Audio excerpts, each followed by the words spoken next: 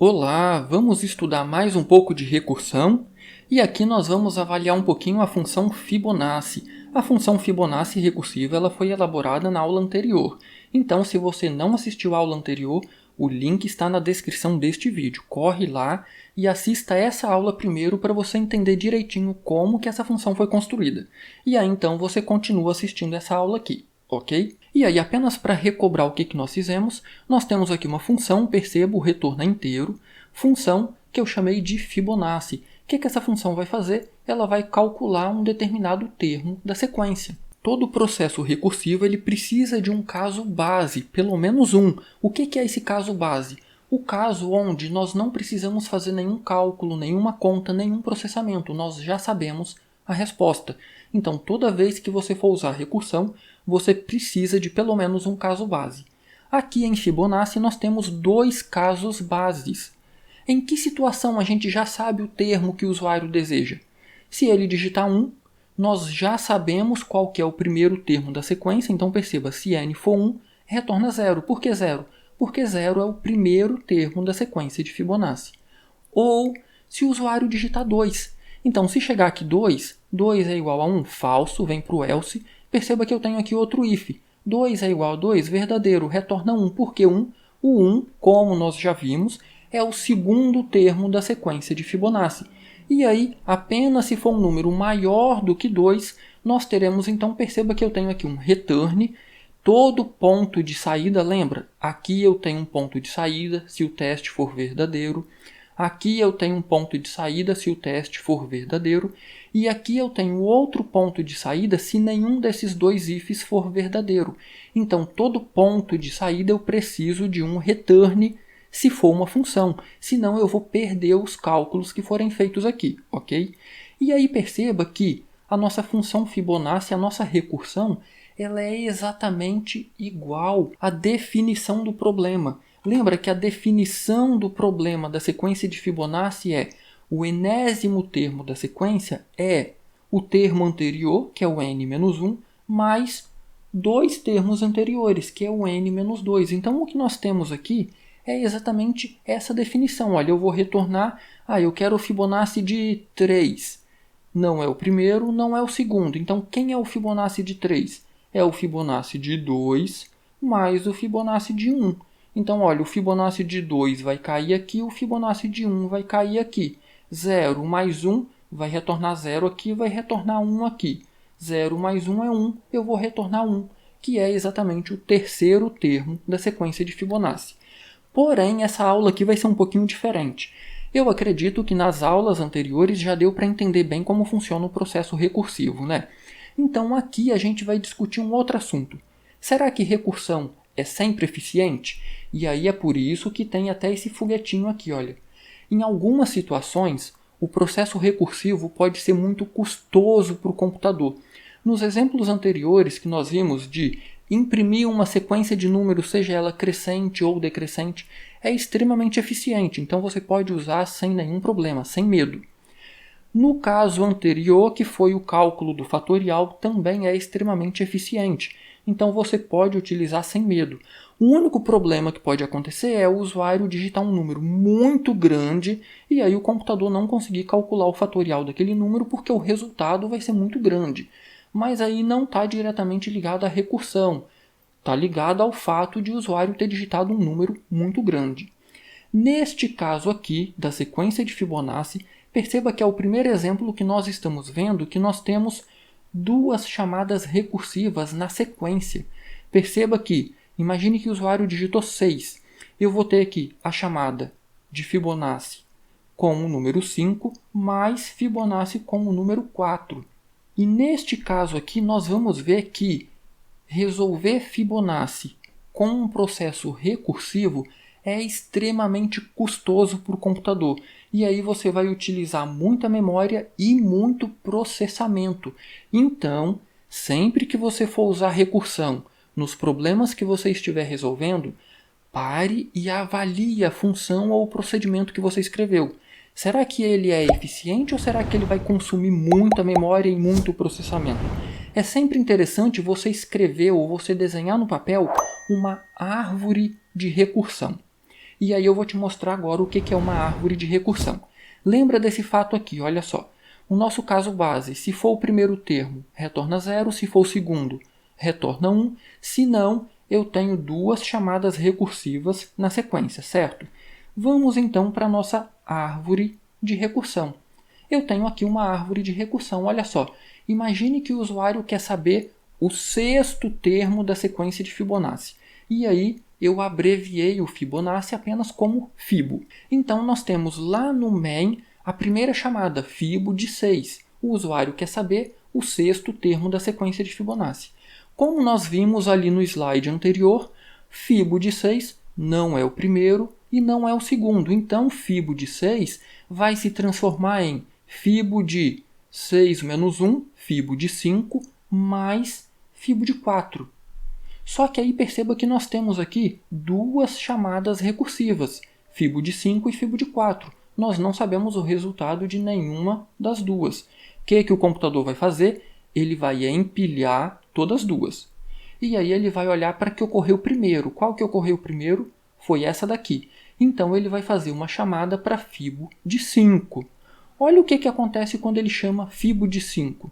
Fibo de 5 vai gerar 5 menos 1, vai gerar Fibo de 4. 5 menos 2 vai gerar Fibo de 3. Perceba que nós novamente temos mais duas chamadas recursivas. Fibo de 5 gerou Fibo de 4 e Fibo de 3. E aí, novamente, nós sabemos o resultado de uma dessas duas chamadas? Ainda não. Novamente o computador vai empilhar isso aqui na pilha de recursão e vai olhar qual que ocorreu primeiro. Foi essa daqui, Fibo de 4. Então ele vai fazer essa chamada recursiva.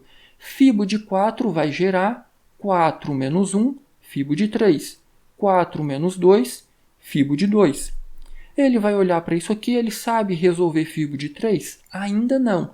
Então ele novamente vai empilhar esse processo e aí ele vai fazer uma chamada então para Fibo de 3.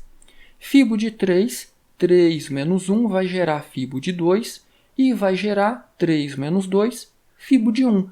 Aí ele vai olhar para isso aqui, é uma chamada recursiva. Então ele também empilha e faz a chamada. Qual que ocorre primeiro? Fibo de 2. Quando ele faz Fibo de 2, olha só, 2 é um dos nossos pontos de parada, lembra?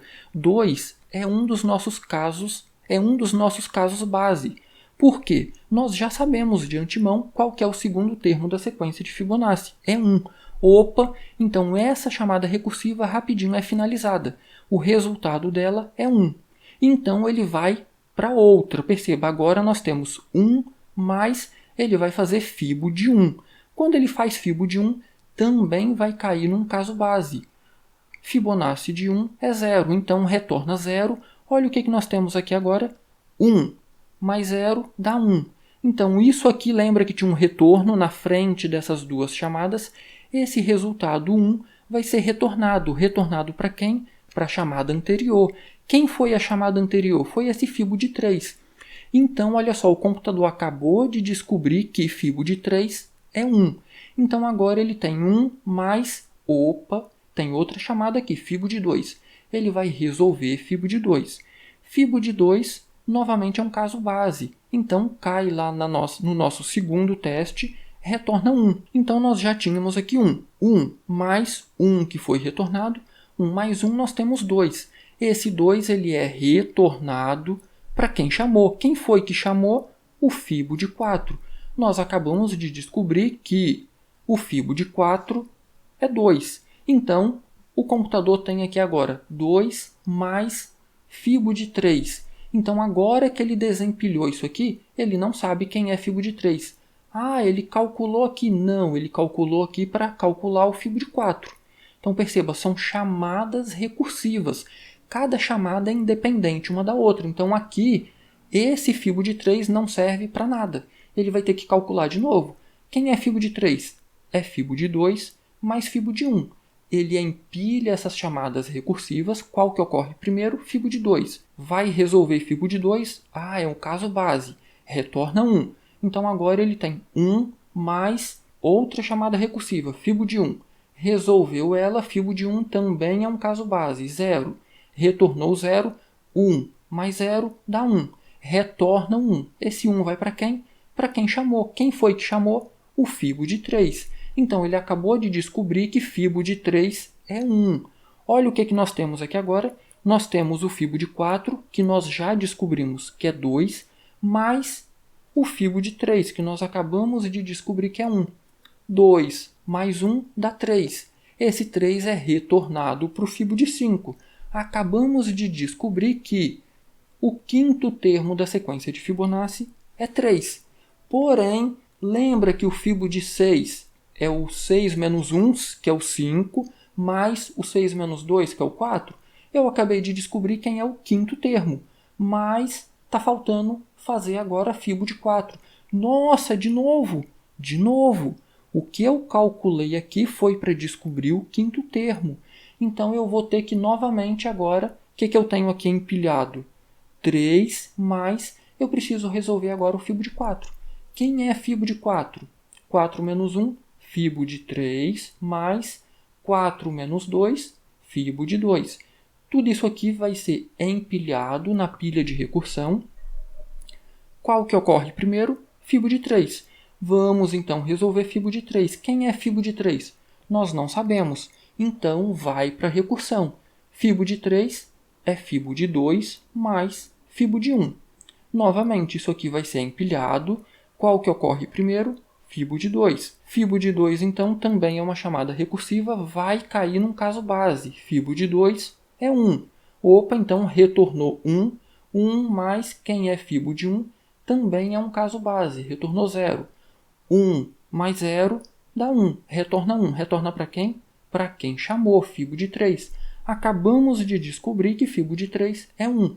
Acabamos de descobrir de novo. Então perceba que o computador calculou fibo de 3 aqui, ele calculou fibo de 3 aqui e ele novamente calculou fibo de 3 aqui. Temos aqui 1 mais, ele precisa agora calcular fibo de 2. Quando ele vai calcular fibo de 2, é um caso base, então retorna 1. 1 que nós já tínhamos aqui, mais 1 dá 2. Esse 2 é retornado para quem chamou, fibo de 4. Então, novamente, o computador descobriu que fibo de 4 é 2. Olha o que nós temos agora. 3 do fibo de 5 mais 2 do fibo de 4. 3 mais 2, 5. Para quem que vai retornar esse 5? Para cá, para o fibo de 6. Quem foi que chamou o fibo de 6? Vai estar lá na sua função main. Então, se tiver dentro de um printf, ele vai imprimir o número 5, que é o sexto termo da sequência de Fibonacci. Ele vai imprimir esse número na tela. Ou, se estiver sendo feito uma atribuição a uma variável, esse número 5, então, será salvo nessa variável. E aí, por que eu fiz todo esse processo aqui? Para chamar a sua atenção para essa árvore de recursão. O nome que nós damos para essa estrutura aqui é uma árvore de recursão. Porém, se você pensar realmente numa árvore, perceba que ela está meio que de cabeça para baixo, né? Se aqui for o tronco, os galhos estão meio que crescendo para baixo, né?